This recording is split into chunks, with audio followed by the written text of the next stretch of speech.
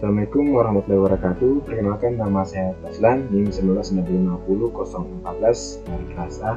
Di sini saya akan menjelaskan materi rekayasa perangkat lunak, di mana yang telah dibawakan oleh dosen akun, yaitu Pak Erik Syayar, HSkom MT, selaku dosen rekayasa perangkat lunak. Langsung saja pada materinya. Yang pertama, tentang sejarah software engineering. Istilah software engineering digunakan pertama kali pada akhir 1950-an dan pada awal 1960-an. Pada saat itu masih terdapat perdebatan tajam mengenai aspek engineering dari perkembangan perangkat lunak.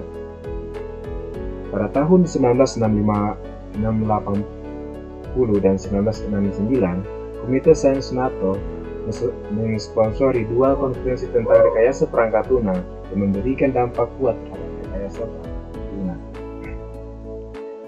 Selanjutnya, pengertian dasar. Istilah rekayasa perangkat lunak atau RPL secara umum disepakati sebagai terjemahan dari istilah software engineering. Istilah software engineering dimulai dipopulerkan pada tahun 1968 pada Software Engineering Conference yang diselenggarakan oleh NATO. Sebagai orang yang mengartikan RPL atau rekayasa perangkat lunak hanya sebatas pada bagaimana membuat program komputer, padahal ada perbedaan yang mendasar antara perangkat lunak software dan program komputer. Pada perangkat lunak adalah seluruh perintah yang digunakan untuk memproses informasi. Perangkat lunak dapat sedangkan perangkat lunak dapat berupa program atau prosedur. Program adalah kumpulan perintah yang dimengerti oleh komputer, sedangkan prosedur adalah perintah yang dibutuhkan oleh pengguna dalam proses informasi. Pengertian RPL sendiri atau rekayasa perangkat lunak adalah suatu disiplin ilmu yang membahas semua aspek produksi perangkat lunak, mulai dari tahapan awal yaitu analisa kebutuhan pengguna, menentukan spesifikasi dari kebutuhan pengguna, desain, pengkodean, pengujian, sampai pemeliharaan sistem setelah digunakan. Dari pengertian ini jelas bahwa RPL tidak hanya berhubungan dengan cara pembuatan program komputer. Pernyataan semua aspek produksi pada pengertian sebelumnya mempunyai arti semua hal yang berhubungan dengan proses produksi, seperti halnya manajemen proyek, penentuan personil, anggaran, biaya, metode, jadwal, kualitas, sampai dengan pelatihan pengguna merupakan bagian dari rekayasa perangkat lunak. Rekayasa perangkat lunak sendiri merupakan program-program komputer dan dokumentasi yang saling berkaitan. Rekayasa perangkat lunak berasal dari dua kata, yaitu software perangkat lunak dan engineering, yaitu rekayasa. Mana perangkat lunak software adalah source code pada suatu program atau sistem. Perangkat lunak tidak hanya dokumentasi terhadap source code, tapi juga dokumentasi terhadap sesuatu yang dibutuhkan selama perkembangan, instalasi, penggunaan, dan pemeliharaan sebuah sistem. Engineering atau rekayasa adalah aplikasi terhadap pendekatan sistem yang berdasar atas ilmu pengetahuan dan matematis, serta aplikasi tentang produksi terhadap struktur mesin, produk, proses, ataupun sistem.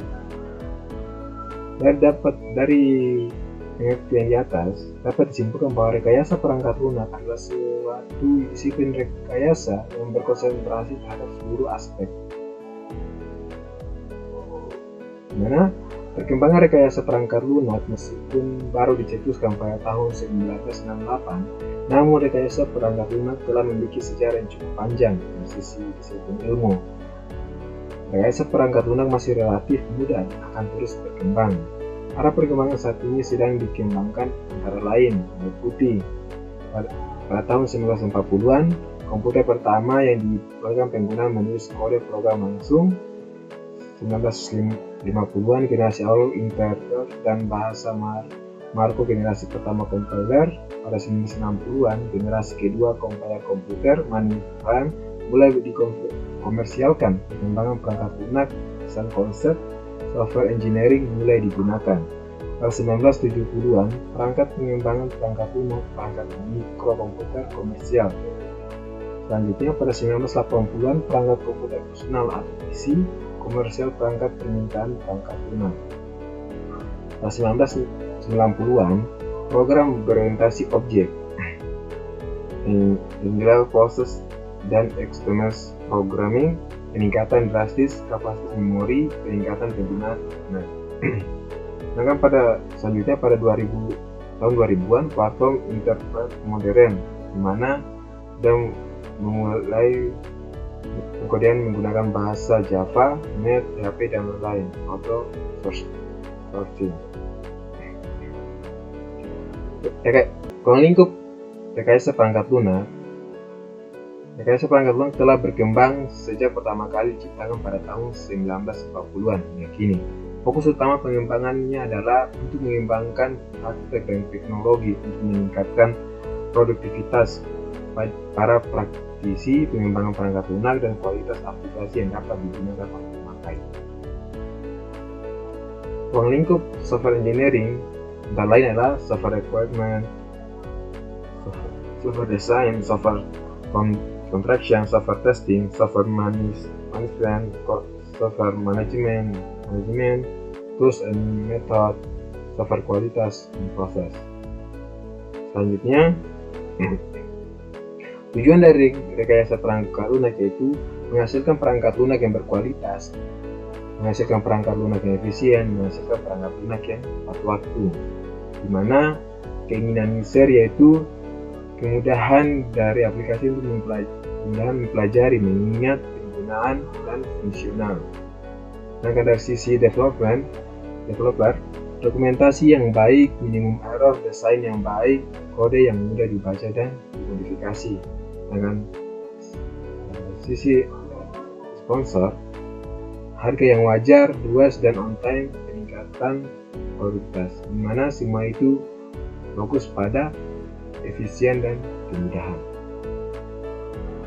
Selanjutnya, faktor-faktor yang melatar belakangi kemunculan rekayasa perangkat lunak. Ketidakmampuan organisasi memproduksi waktu, usaha, dan biaya untuk membangun perangkat lunak, perubahan nisbah atau rasio biaya perangkat keras terhadap harga perangkat lunak, kemajuan pesat perangkat keras, kemajuan dalam teknik pembuatan perangkat lunak, tuntutan yang lebih tinggi terhadap jumlah perangkat lunak, meningkatnya peran pemeliharaan. Selanjutnya, rekayasa perangkat lunak dan disiplin ilmu lainnya. Cakupan ruang lingkup yang cukup luas membuat rekayasa perangkat lunak sangat terkait dengan bidang ilmu lainnya, tidak hanya subbidang dalam disiplin ilmu komputer, namun beberapa disiplin ilmu lainnya di luar ilmu komputer. Hubungan keterkaitan rekayasa perangkat lunak dengan ilmu lain dapat dilihat pada nomor 1, di mana dapat ilmu lain yaitu manajemen, matematika, ergonomika, manajemen kualitas, manajemen proyek, rekayasa sistem.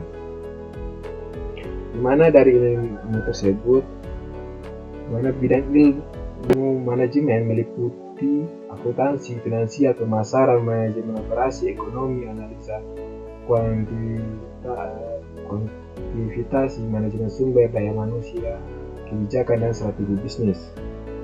Sedangkan pada ilmu matematika meliputi aljabar linear, kalkulus, peluang, statistik, analisa numerik, dan matematika distrik. Sedangkan pada bidang ilmu manajemen proyek meliputi semua hal yang berkaitan dengan proyek seperti ruang lingkup proyek, anggaran, tenaga kerja, kualitas, manajemen risiko dan kendala, perbaikan kualitas, dan metode kuantitatif. Bidang ilmu ergonomika menyangkut hubungan interaksi antara manusia dan komponen lainnya dalam sistem komputer. Nah, pada bidang ilmu rekayasa sistem meliputi teori sistem, analisa biaya keuntungan, pemodelan, simulasi, proses dan biaya dan operasi bisnis. Sifat dan karakteristik software merupakan elemen sistem logik dan bukan elemen sistem fisik seperti hardware.